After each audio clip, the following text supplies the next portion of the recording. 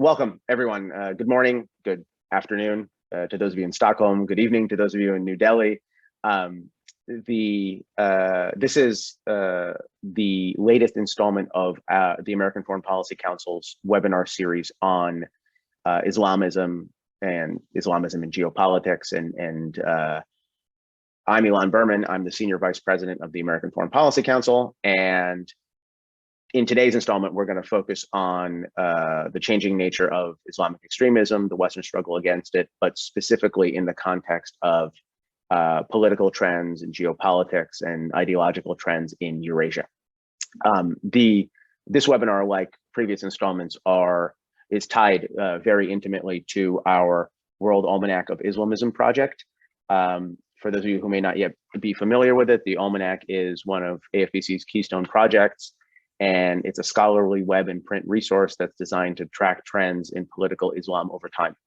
It's an effort that we've administered for nearly a decade, and the 2021 edition is going to be published later this summer. But all of the chapters from that collection are already available online at almanac.afpc.org, and I encourage all of you to visit the Almanac online and to explore it for yourselves. When you do that, you'll see that the Almanac is a massive effort. It brings together dozens of world-class scholars and practitioners from the US and abroad to provide, to the extent that we can, a global view and a global look at the Islamist phenomenon. And I'm delighted that 3 of those scholars have accepted my invitation to be here today to talk about Islamism in Eurasia specifically. So let me introduce them in turn.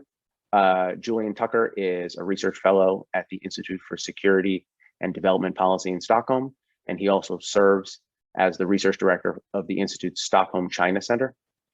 Meena Singh is the former head of the West Asia and Eurasia Center at India's official Institute for Defense Analyses, and she's currently a senior fellow at the Tilotoma Foundation.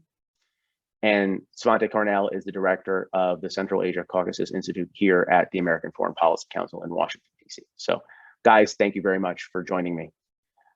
Before we get started, just a couple of administrative notes for our audience participants. As you'll notice, the chat function for all attendees has been disabled. If you have a question for the speakers, please use the Q&A feature at the bottom of your screens, and I'll curate them and ask them when we get to that point in our program, ask them the questions. Apologies in advance if we don't get a chance to get to all of the questions. Also, as you'll notice, the program is being recorded, and shortly we're going to be posting it on AFPC's YouTube channel and on the AFPC website itself, and we'll be able to link to it from www.afpc.org, and you'll be able to watch it as a recording.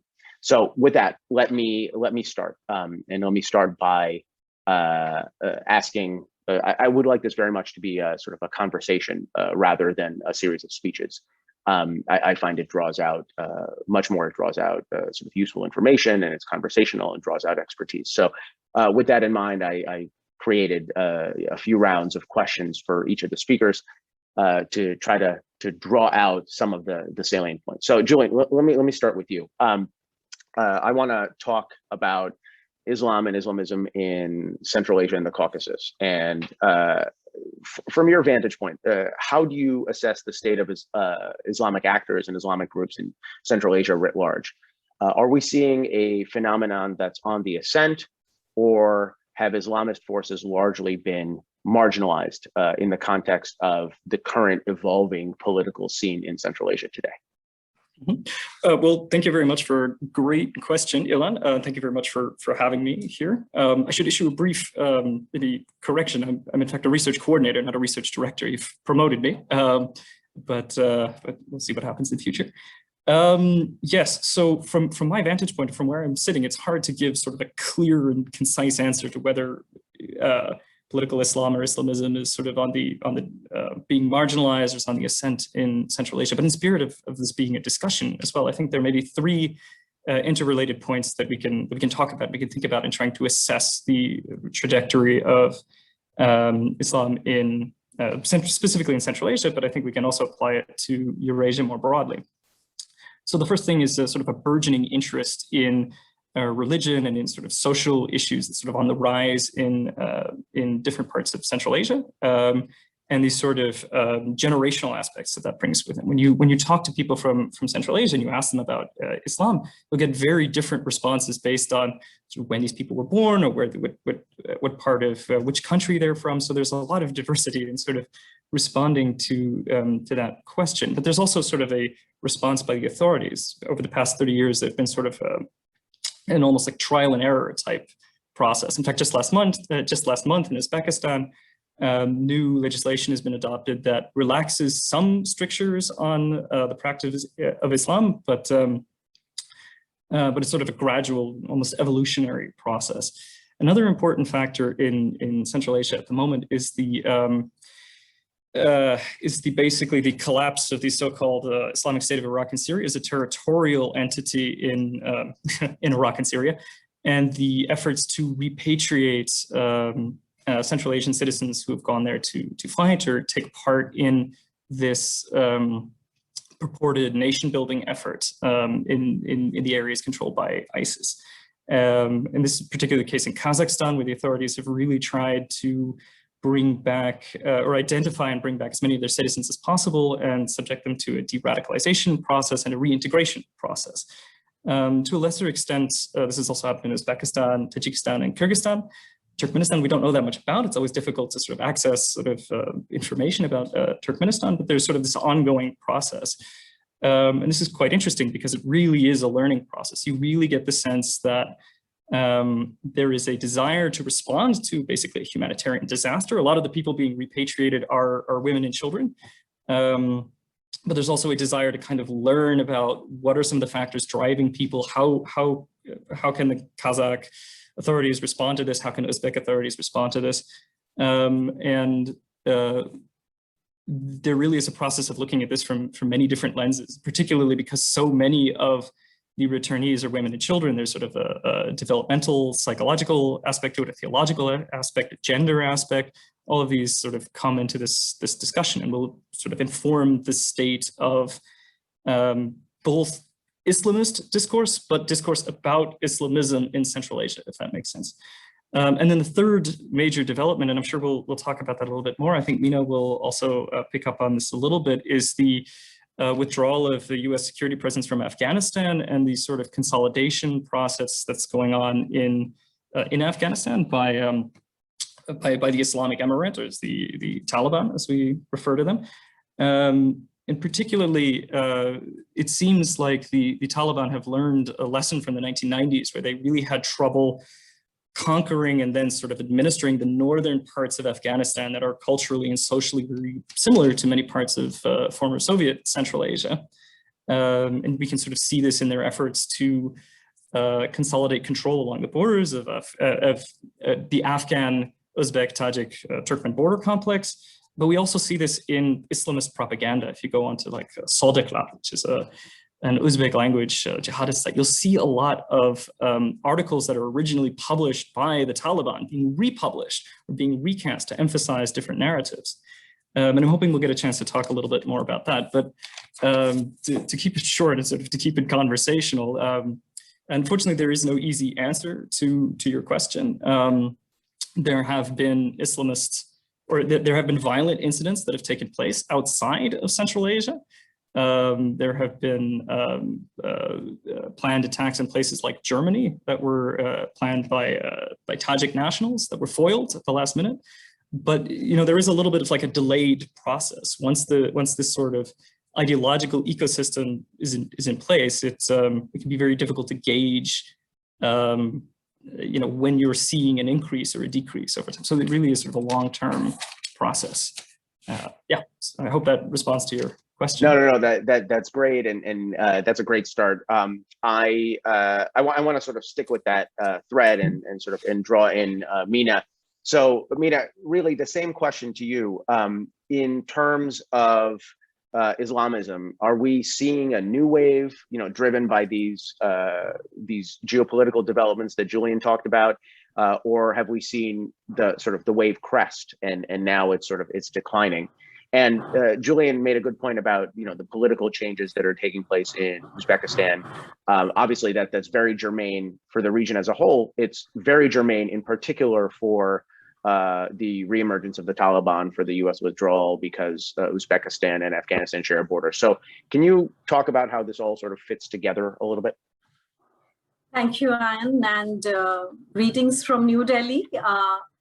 I welcome your initiative, which is very timely. And let's come to the region now. I mean, basically, we are looking at Central Asia. And when we talk about religious extremism and, these trends that are unfolding, and they've been, ups and downs.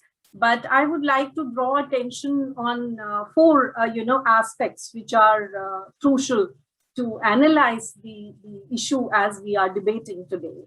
I mean, you've talked about geopolitics. Now, this is where the external intervention comes in. That is one dimension. The second is the geography.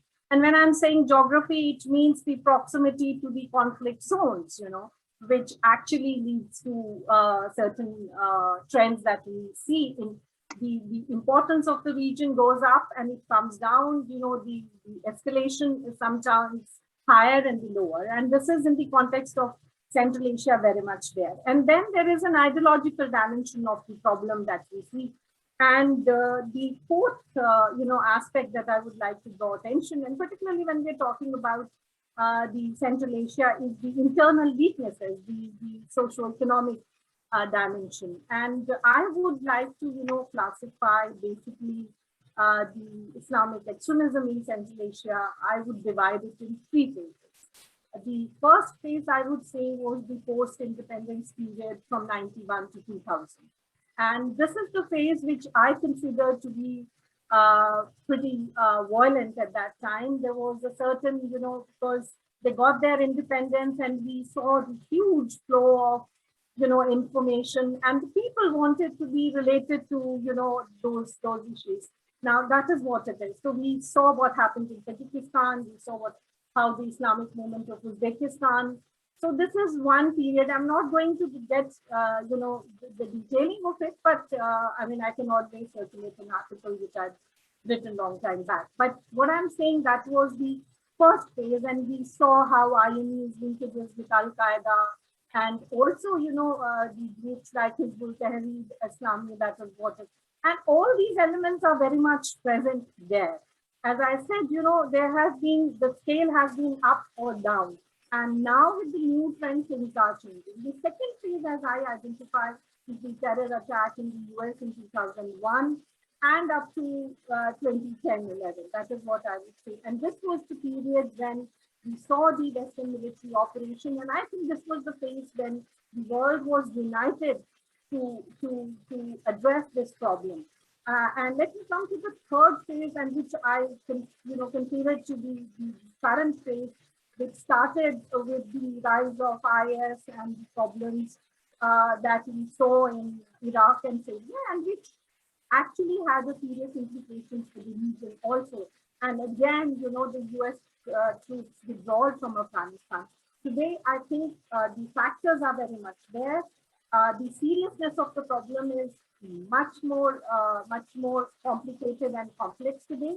And I think, whatever happens in Afghanistan, I'm not trying to say that, there are not other factors. There are many factors. There are internal factors that, as I said, as to how the weak states are more vulnerable.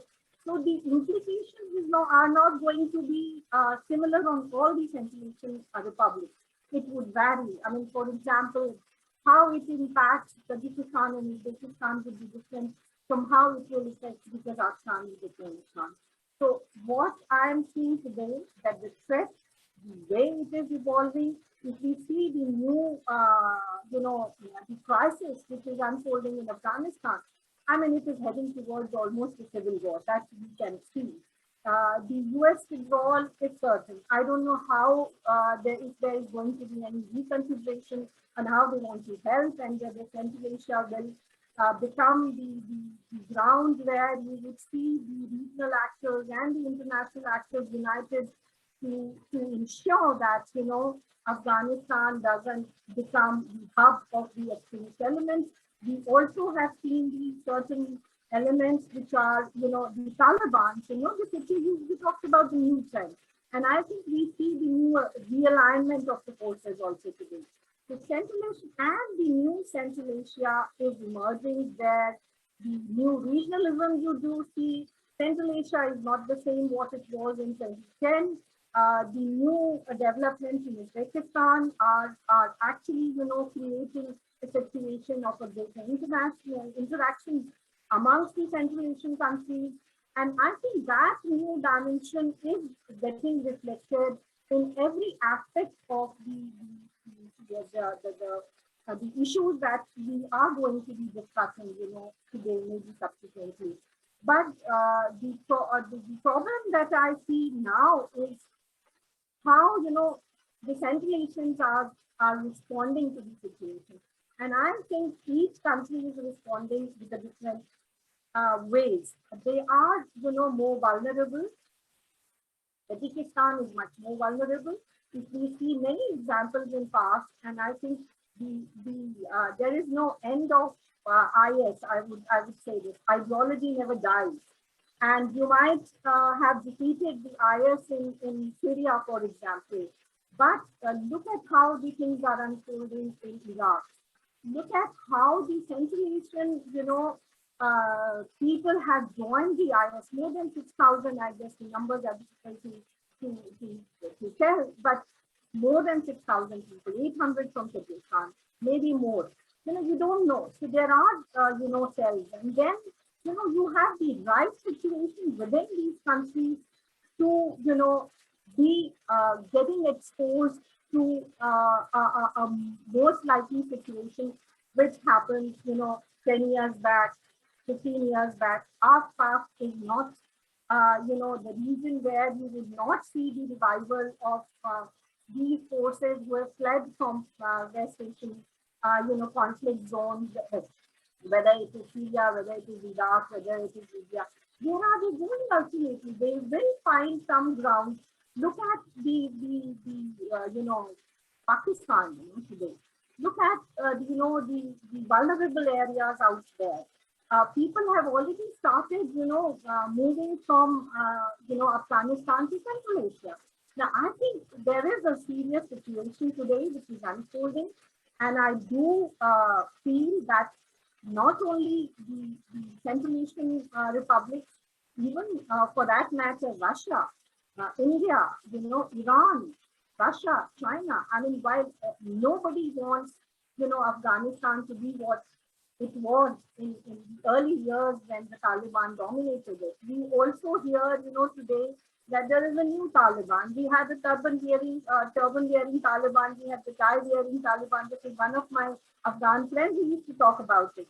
So we also have a new generation of Taliban. To what extent, they would be able to control the elements within the group is not very clear. We don't know if they have to control. Look at the attacks which are happening in Afghanistan. And I'm sure, whether we talk to our Uzbek friends or to our Tajik friends, the situation is much more serious. And then the capability and the potential of the Central Asian republics is something which is a question.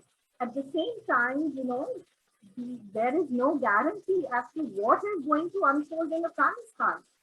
Uncertainty is the key word today. Nobody knows how things are going to evolve in coming years. Everybody is talking about the civil war. This is what is inevitable right now. But we might see some, surprises. It could be some strategic surprises, and I hope there's a positive one. The regional countries get involved in a process. Taliban also need to, legitimize, their presence out there. They need investment. They need to survive. They need to, have a better economy. What kind of deals are going to come up, we don't know. But we definitely know that, the situation is not going to remain same.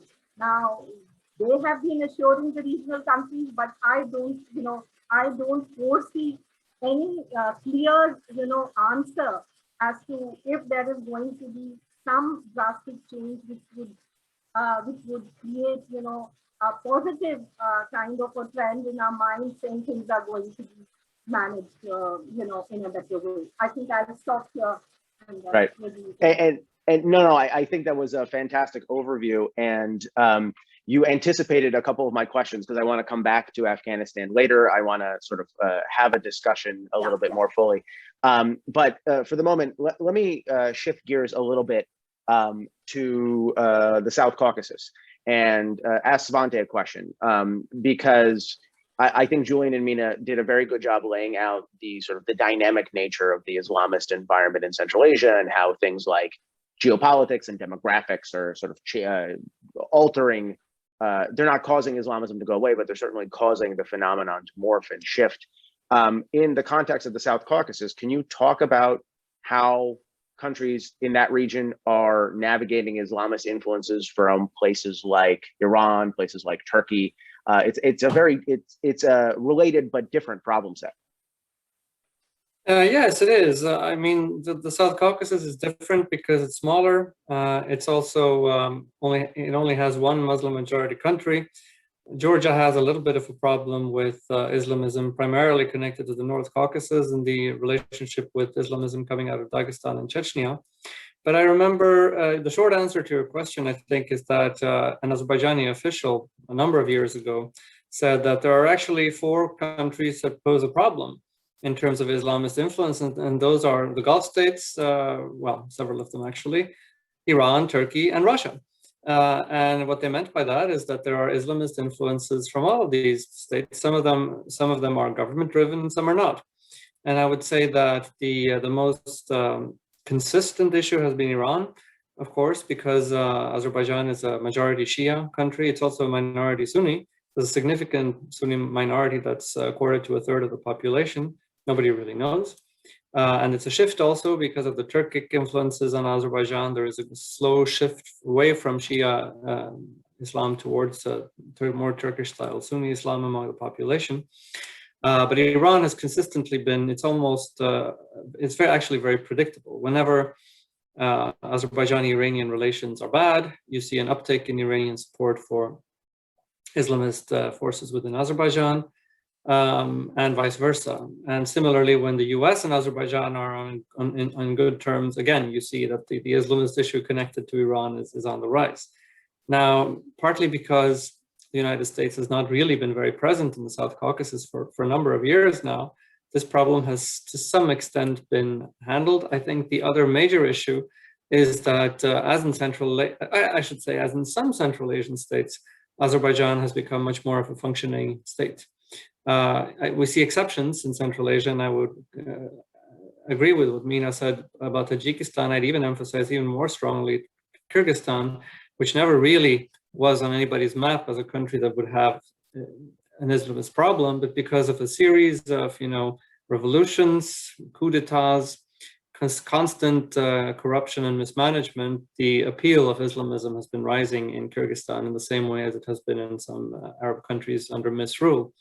But I mentioned that as a counterweight to the countries that actually, interestingly, the countries with hydrocarbon resources have been the one that have been able to handle this problem more successfully, which goes in a kind of a way in contrast to the general, global theories about the resource curse and so on. But we see that Uzbekistan, Kazakhstan, and Azerbaijan in particular are countries that have, I think, been able, through a variety of both, should we say, restrictive approaches, but also through efforts to promote a government-led identity and define the role of Islam in that identity, have been able, I think, to manage this type of issue.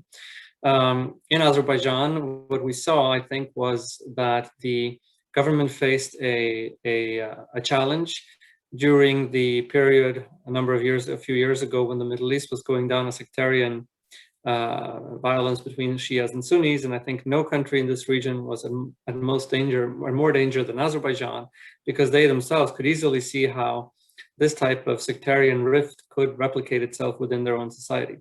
Interestingly, the Azerbaijani government's way to deal with this was to redouble its efforts to define the state as secular, because they understood, I think, that the only way, if you are a split country with both the Shia and Sunni, to avoid, or put it this way, any kind of relationship between politics and religion would immediately pose a question, as it did under Zia-ul-Haq in Pakistan in the 1980s.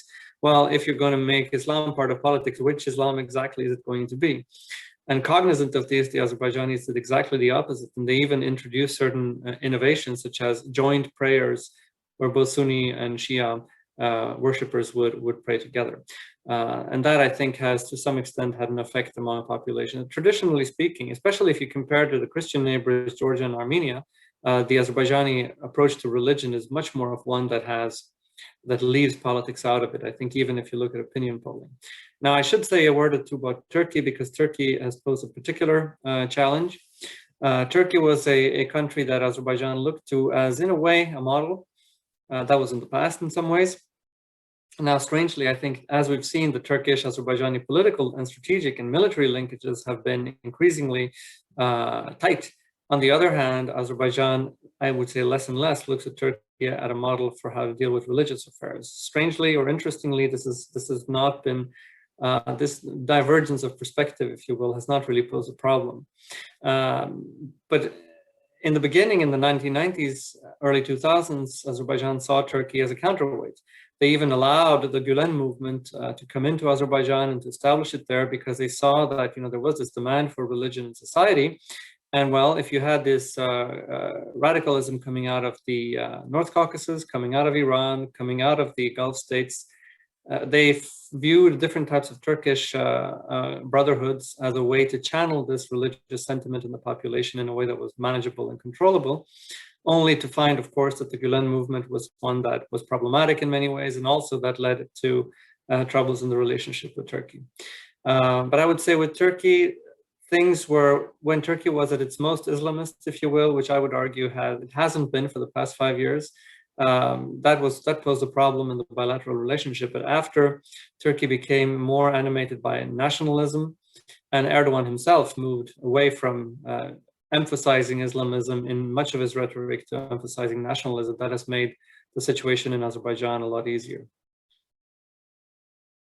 No, that's great. I wish we could sort of pull on that thread a little bit more and talk about, sort of the influence of Iran. I think we're going to need to do a webinar on sort of Iran and geopolitics and Islamism, in particular in light of recent events that are happening in the Middle East. But let me pivot a little bit, because there's one country that Meena mentioned sort of in passing, but it looms exceedingly larger, and that country is Russia.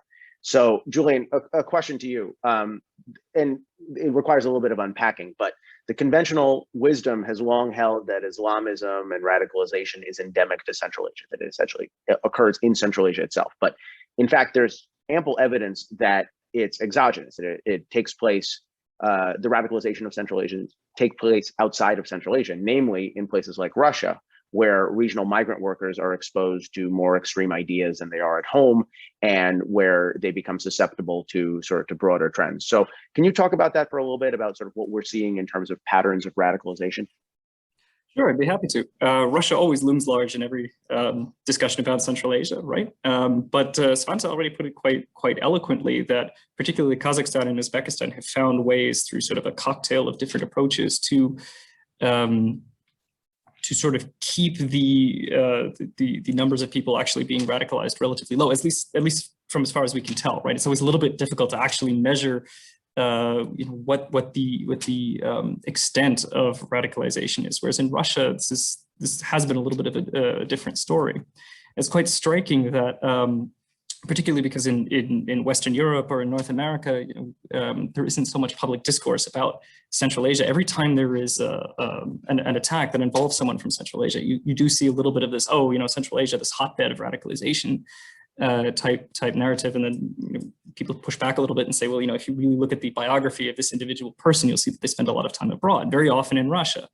And this is really a phenomenon that's a little bit inherited from the Soviet period, right? You have sort of a labor surplus in Central Asia, and then you have an industrial demand for labor in Russia.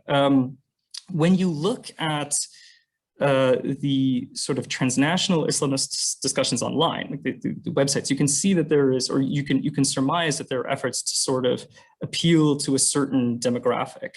And you can find some patterns, at least, that sort of overlap between migrant workers in Russia and the sort of the target audience that various authors are trying to reach. So Central Asian migrant workers in Russia tend to be relatively young. They tend to be male. They tend to be from more economically vulnerable backgrounds, so from more rural areas, or sometimes from more conservative areas, or from sort of difficult economic circumstances, and they're separated from their family or social networks that they're sort of coming out of in their native countries in Central Asia. So they're removed from a group that might be, or from people in their social sphere who might be a mitigating influence. And at the same time, these, particularly in Russia, there is a lot of discussion about these migrant workers being discriminated against or being subjected to various forms of either violence or sort of being made to feel powerless. And so when you look at the discussions that are or the topics that are being addressed by these sort of question and answer type articles, you do recognize certain themes. For example, there are some discussions about what is the correct way to pray when you are in a foreign country, or when you can't go to the mosque, or when you're surrounded by people who can't understand you linguistically, or this type of thing. How do you deal with hardship? You know, when is it okay to sort of save money, and when do you need to sort of give money to your send money as a remittance back to your family, etc. But people that are being subjected to this are not only living in Russia. Some of them are also living in places like Turkey or Germany or in Sweden as well, right? The generalized appeal is quite. These articles are designed to appeal to a relatively broad audience, I think. And so you can see now a trend, I think, towards presenting very simple geopolitical articles or geopolitical discussions that kind of locate the individual, particularly a migrant worker, in sort of a larger discussion. So there will be articles about discrimination in places like France, right? Why do the French police, or why does French society reject Islam? Will be sort of a point of discussion. Or you'll find advice columns that'll talk about, you know, where you have an interview with someone who's saying like why I decided to become a mujahid. And then, you know, I have sort of a discussion if I was a migrant worker and I really didn't like the way that I and my friends were being treated, so I decided to sort of embrace Islam, or to sort of reject some of the things that I was taught. So I think that, you know, we can learn a lot from looking at this discourse and sort of looking at these different target audiences and the responses to this, right? What are audiences who are absorbing Islamist material responding well to, and what are they not responding so well to? So, and you notice this on various sites. Some of the the most read pages are very often about gender issues, about marriage, about divorce, about infidelity, and sort of about the place of women and men in society. Right? These are sort of recurring themes that come up a lot. So I hope that responds a little bit to your question and sort of drives the discussion forward. No, that's great. And actually, sort of your point about the sort of the dynamic nature of the media messaging and the entry points in which sort of, you know, potentially radical message. I mean, I think that's exactly right. And as you point out, it's a problem in Russia, but it's not exclusive to Russia. But let me stick with the Russia theme for a second and sort of bring Meena into the conversation, because I'm curious about something.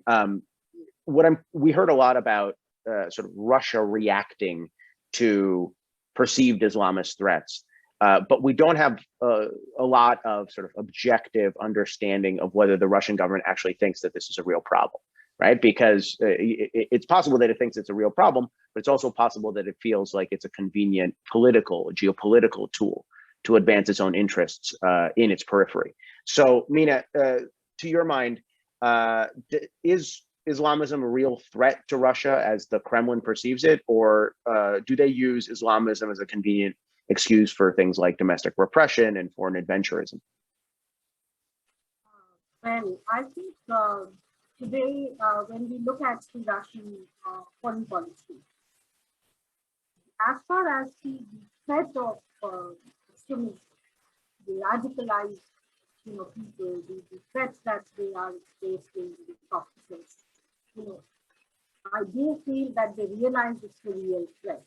But what has changed in their approach is now they have a new strategy to deal with this problem, which at one level, of course, as you said, serves its own interest. And at the other level, they are trying to reach out. And I would hesitate saying they have adopted the dual strategy. One where they're trying to engage with the Taliban. They're also, engaging Pakistan. They're also engaging Iran. And in fact, the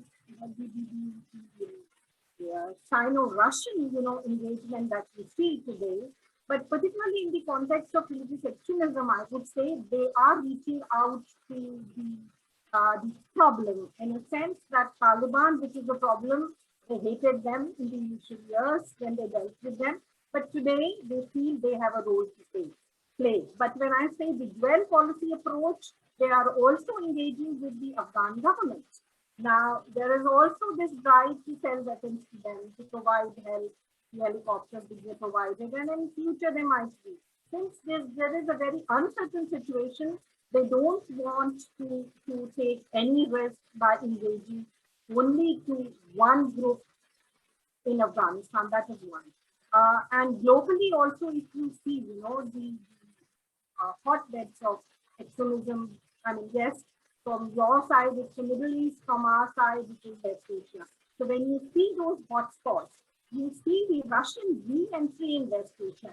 And why I come back to West Asia all the time, because, we do talk about the greater Central Asia, its extension to Iran and beyond. You also see, linkages with the Wahhabi groups. And that, in fact, is something which the Russians don't want to risk. And there comes their dual strategy today. And of course, it helps Russia perfectly today. I mean, economically, they are not strong. Militarily, they may be strong, but they want to stay engaged and they don't want to lose out. If the threat is serious, they are engaging India, they are engaging Pakistan, they are engaging Iran. I would also go to the extent of saying, look at the Moscow strategy of, talking about the conferences. The Taliban are going to Moscow, to Iran, even the Turkey, look at it, the Turkey, the way they are very much involved. Now, who is the security provider today? I think it is a kind of an arrangement where the sub-regional initiatives are also becoming very, very important. And for Russia, I think their commercial interests, their way to ensure the security for themselves, and the internal situation, of course,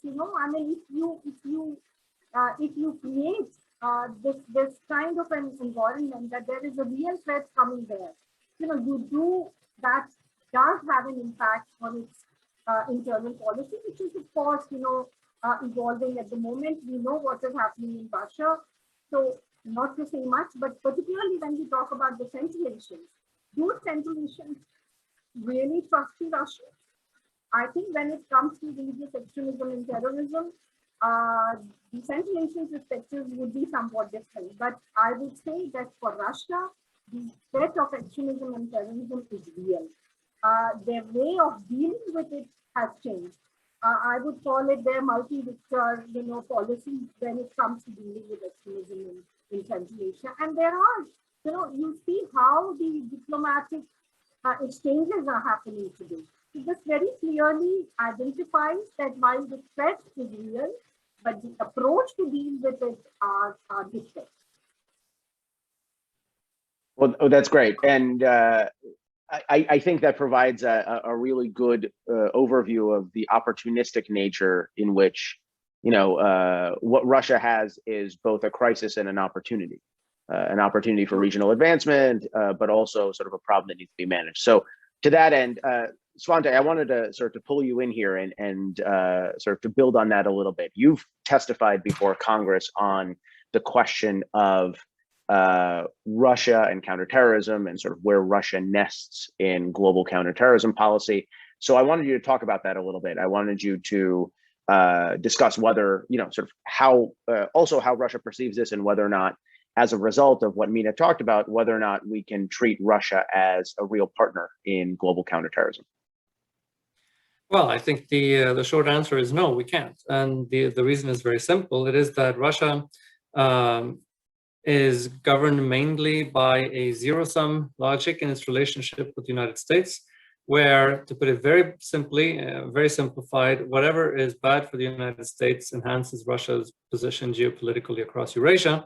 And if Islamism is a threat to the United States, then Islamism is something that can be manipulated and played with.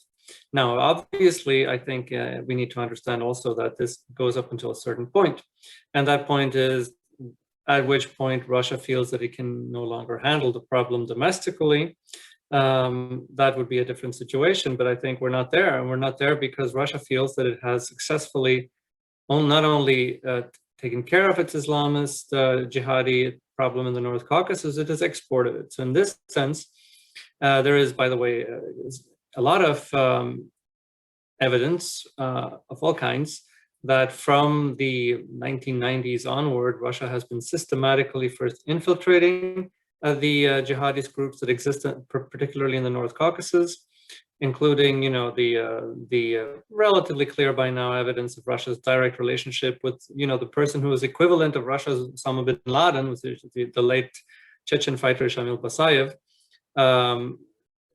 going all the way forward to the Russian the FSB's active role in a catch and release, as we used to call it in the fishing industry, right? Catching jihadi fighters in the North Caucasus and giving them a choice. Well, we could send you to Syria, or this, and this will happen to you. And I think for many of these fighters, the answer was very easy.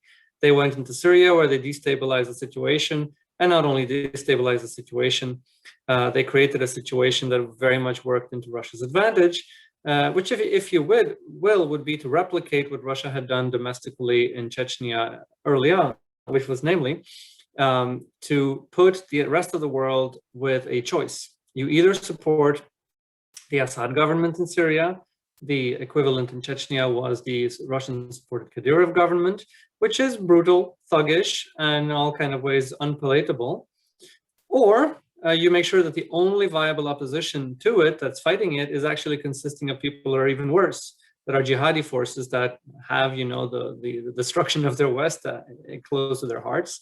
And therefore, first in Chechnya, they forced the end, if you will, of the serious Western criticism of Russia's tactics in Chechnya. And I think similarly, in Syria, they successfully created a situation where the Obama administration and the rest of the West and many other countries figure that, well, we don't like Assad and we'd really like him to go, but if the alternative is the Islamic State, then lo and behold, we're going to make sure Assad stays.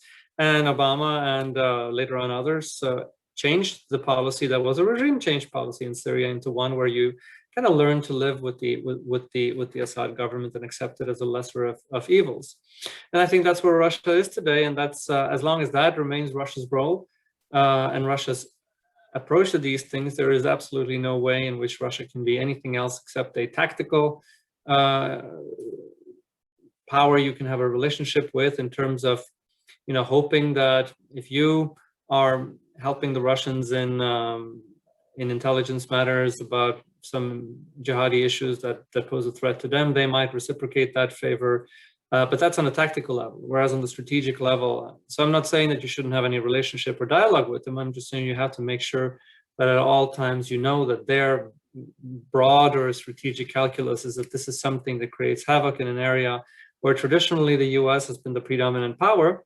And, interestingly, in the Middle East today, a lot of people would say that the go-to, and I know a lot of people in Israel feel this way, that if you want a problem resolved right now, you go and talk to Vladimir Putin. You don't necessarily talk to the US president because you don't know really what the US is going to do, if anything, for you. Well, that's a sobering view, but I think it's the point that you make about tactical convergence, but strategic divergence is important, because we're here in the United States, as you know, we're having this gut check moment on counterterrorism. We're sort of shifting the parameters of what we focus on. And as part of that, it's very natural that we'll be looking for allies. So I think your point is very apt. But speaking of the United States, the thing that is really very large in our windshield at the moment is this idea of great power competition between the United States and China. So, Julian, I wanted to sort of draw you in to this a little bit and talk about something that you've focused a lot of your research on, which is Xinjiang, and in particular, the coordinated Chinese campaign of repression in Western China. What I'm curious about here is, we're learning more and more about the campaign. It's horrifying in its parameters. Has received growing wide international condemnation, as it should. But how is it playing in Central Asia? This is, the region abuts Western China. This is a region that's deeply affected by what China does, and in turn, China is deeply affected by what Central Asia does. So how does this issue ricochet around the conversations about Islam, Islamist discourse in Central Asia? Yeah, so this is a huge topic, and it's very, very difficult to unpack in sort of a satisfactory manner, but I'll give it a try. So it's very important to keep in mind that there are several different ethnic groups in Western China, in Xinjiang, including the Uyghurs, which are the largest group and have close linguistic, cultural, and historical ties particularly to the Uzbeks. And there are also Uyghurs living in Kazakhstan and Kyrgyzstan, as well as Uzbekistan. But there are other Turkic Muslim people who have been caught up in this major repressive campaign, which an increasing number of sort of international commentators are characterizing as a genocide. And one group that has been particularly hard hit have been Chinese Kazakhs. And this is quite notable because for a very long time, they were, if not ignored, then at least treated better than other groups by communist Chinese officials. And now they're sort of coming under very harsh repressive measures that are being characterized by the Chinese state as necessary counterterrorism measures, although the scale and scope is really unimaginable. Something that's very striking is that Chinese officials will always reject any kind of criticism of these repressive policies in Xinjiang, and will sort of lambast anybody talking about this as sort of meddling in the internal affairs of China. Particularly if those people are from North America or from Europe, they'll kind of say, oh, this is just neo-imperialism by other means, etc. But they do seem to care a lot about what other leaders think. Anybody that they can get to praise the program, they will sort of give a platform to and really kind of draw in. And this has created a sort of a difficult situation for governments in Central Asia, particularly Kazakhstan. The Kazakh authorities have been very careful, or have tried to very carefully maneuver between sort of a nationalist backlash in Kazakhstan and the Chinese state, which is an important trading partner, et cetera. Something to keep in mind from a Central Asian perspective, I think, is that there are long-standing tensions towards China. There are some xenophobic impulses that have existed, particularly in Kazakhstan and Kyrgyzstan, since long before the headlines started talking about these repressive policies in Western China. So that sort of there's sort of an evolutionary process going on here. There is a fertile ground in some areas for this to sort of fall on, and it's in a lot of Central Asian nationalist discourses. There's quite a familiar pattern of having a sort of a foreign communist governments pushing down on Turkic Muslim people. Anecdotally, there seems to, this is something that you hear occasionally talking to Uyghur people in Central Asia. There seems to be a better environment for Uyghur business people who are Uzbek citizens to sort of to maybe be active on social media and sort of like raise nationalist issues than in other places like Kazakhstan or even Kyrgyzstan, where there's more sort of concern about how the Chinese state will react in different ways. Although that's something anecdotal, it's quite difficult to sort of prove. What's interesting from it, to take a very narrow sort of lens where we talk about like Islamism or Islamist discourse, it's quite striking that for a very long time, the Hizb ut-Tahrir, and this goes back at least 5 or 6 years, probably longer, have sort of taken up repression of Uyghurs by the Chinese state as sort of have taken it up and sort of trying to sort of press it into their narratives and what they are promoting. So, you know, the Hizb ut-Tahrir, they maintain a sort of central media office that has an Uzbek site, has a Turkish site, has an English, German, Swedish sites, whatever. Interestingly, they also have a Turkestan portal, though right now there's nothing in it on Uyghur. Though I'd be curious to see if they start publishing articles in Uyghur language, how they will cast these different discussions. But at least among the Hizb ut-Tahrir, there seems to be this narrative of the Chinese communists are seeking to eradicate the practice of Islam because they feel threatened by it, or various other sort of narratives. And all these various leaders of Muslim countries have been sort of bought and paid for, and so have refused to take up the cause of Muslim people being repressed.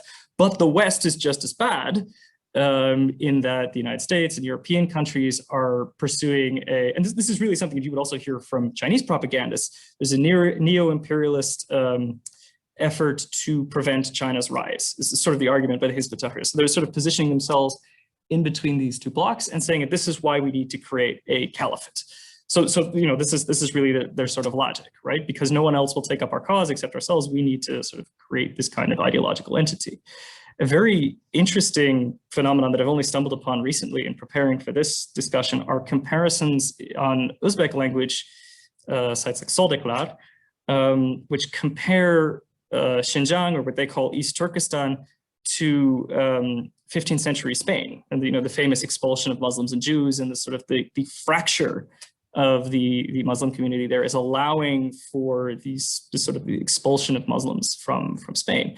There's more to it. It's a little bit more subtle than that, but certainly this reverberates in different communities. And so just sort of as a final thought on this particular matter, I think going forward, the way that the Chinese government treats its Muslim citizens and the way that other governments respond to this will have social as well as geopolitical ramifications for a very long time. And it's notable that at the Tashkent meeting tomorrow, right, where there's this discussion about connectivity between Central Asia and South Asia, and where there are representatives, very senior representatives from Afghanistan and Pakistan attending, you also have the Chinese Foreign Ministry there, right? And so I think this raises some very serious questions for the region going forward. But that's all I'll say on that for now. No, that's great. And I actually, to your earlier comment about social media and ideological radicalization, I mean, it strikes me that this is a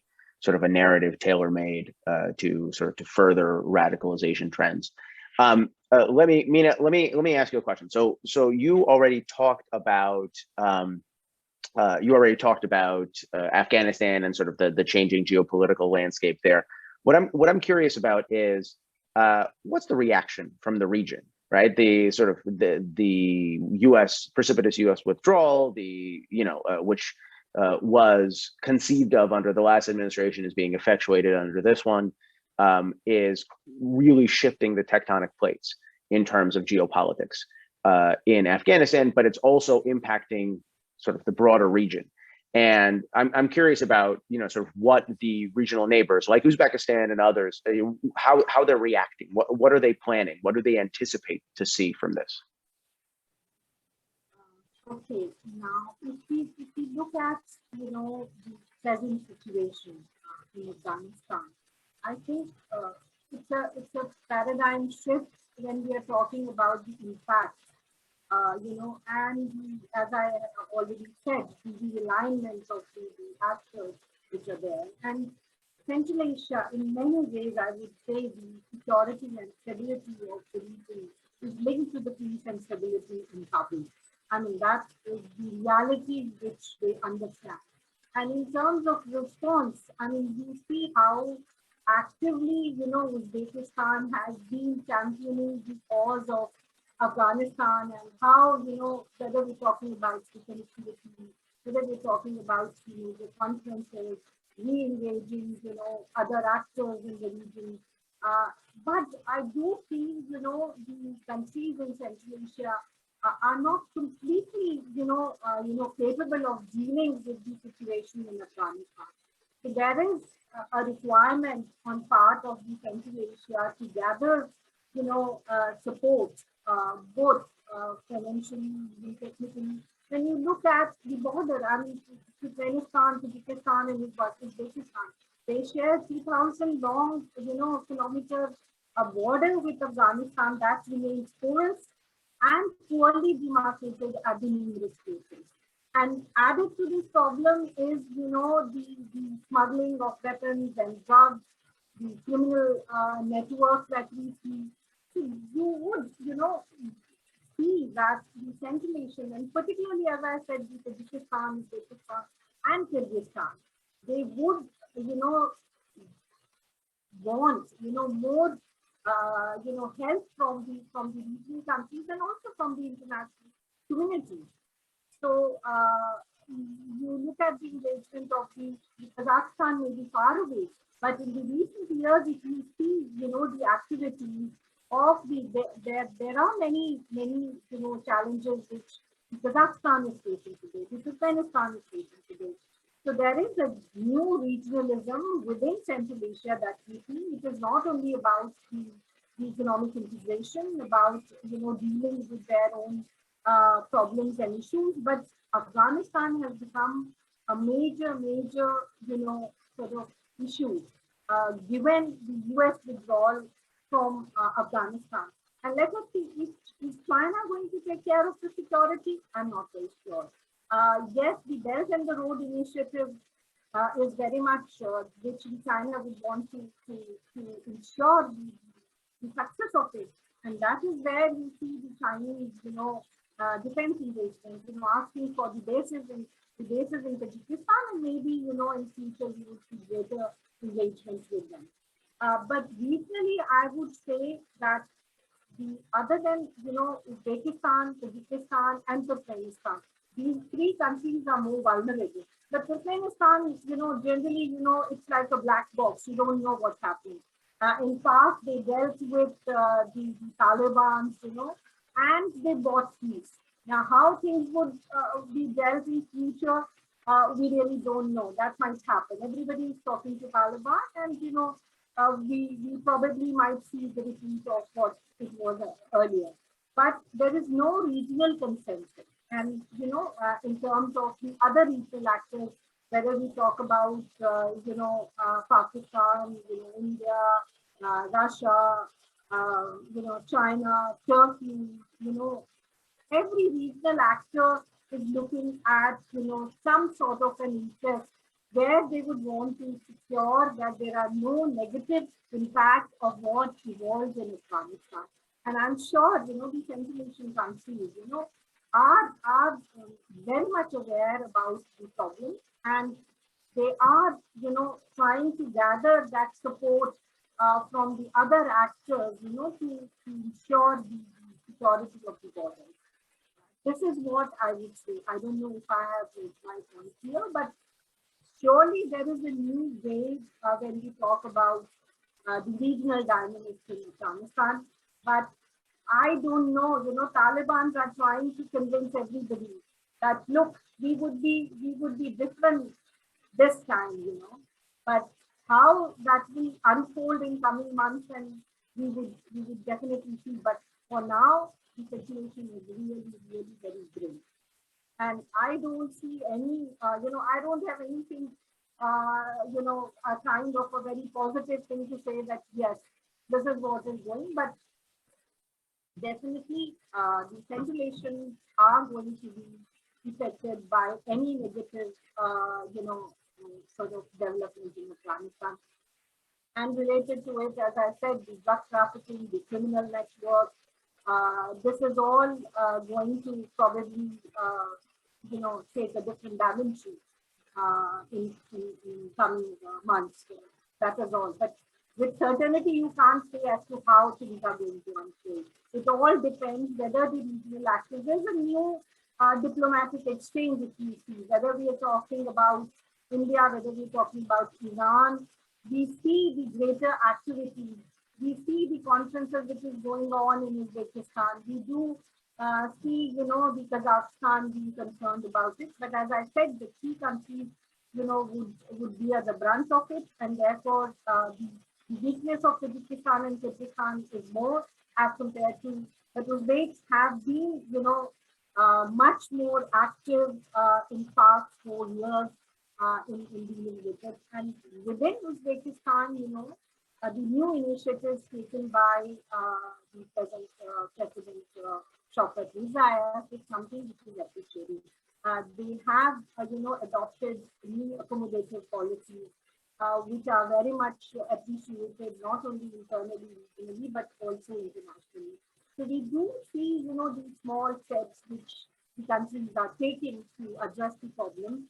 And the problem is too complex and complicated, and the seriousness of it is such that regionally and internationally there is a requirement of some kind of a, cooperation that needs to be worked out. I really don't know which particular combination would deliver more results, but in the hope that regional countries would try and, come up with some kind of a consensus. Is an Afghan dialogue going to be a success story? We really don't know. We really don't know. And I'm not with any certainty I can say that this would be.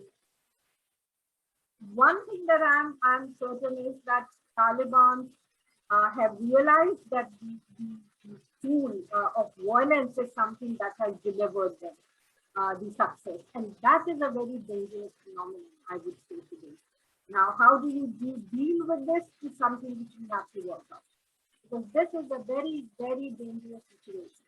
So, from my point of view, when the group realizes the fact that you can trade with the superpower like United States by, inflicting damage to people, by, hitting at the tools, by hitting at the weaker sections, this is something which is not a very, very promising trend. And unfortunately, that is what is happening they are already controlling 85% of the territory today. And they probably feel that, they would win the war. They feel that they have won the war now. But how intra-Afghan dialogue is going to be worked out with the help of the regional actors and also, the United States, which has been playing an important role, and how the Biden administration is going to look at it, we really don't know. The Doha, the Moscow initiative, the China initiative, the Central Asian initiatives, I don't know which initiative is going to deliver. But I do feel the problem is something where the internal, people have to come up together to realize that, they need to look at the interests of their own country. And I hope that works out. No, and I think you raise an important point, which is that the rise of the Taliban, the lack of a coordinated strategy, actually could compel, in some ways, greater regionalism as the countries in the region begin to scramble, as great powers sort of descend on the region in an attempt to contain the problem. But I take my job as conductor very seriously. I notice we're over time, so I want to ask Svante the final question, because he mentioned something that piqued my interest earlier in one of his earlier answers when he talked about Turkey, and about Turkey sort of oscillating between Islamism and nationalism. There's another ism here that I think is germane, which is imperialism, right? You could say in some ways that the Turks have harbored imperial impulses over Central Asia for a long time, right? The sort of the great idea of a greater Turkey and sort of, the unification of Turkic peoples. But I'm curious how that plays in Ankara currently. What does the government of President Erdogan do about these impulses? Does it feed into them? Is it cultivating them? How do these how does this idea and how does Turkey's self-conception play in its approach to Central Asia? Can you talk about that? Yeah, I think this is a story that was more significant in the 1990s, when there was a lot of romanticism about how Turkey, which at that time had been for the first time rejected by the European Union, would instead create some kind of confederation with the Turkic states of Central Asia. It quite rapidly became clear that Turkey didn't have really the resources to do that, and that Russia was not just going to go away. Now, of course, we have whether Russia actually might be slowly going away against its will, but we have, of course, China coming in very seriously from the east. So that was kind of a cold shower for Turkey. And then you get the rise of Erdogan for now the past almost 20 years, a politician who from the start has been motivated by a Islamist solidarity rather than Islamic solidarity rather than ethnic solidarity, which means that for the longest time, Erdogan did not care at all about the Muslims of Central Asia and the Caucasus, which, you know, to put it a little bluntly, he would characterize as, you know, a little bit questionable because, you know, they drink vodka. They're not very careful about always if they eat pork or not. You know, these are, it's not really his view of what consists a real Muslim. Whereas if you look to the Middle East, where you have the real core Sunni heartland, that's what, you know, the Muslim Brotherhood types is what has always been Erdogan's type of idea of what real Islam should be and what a real Muslim should be.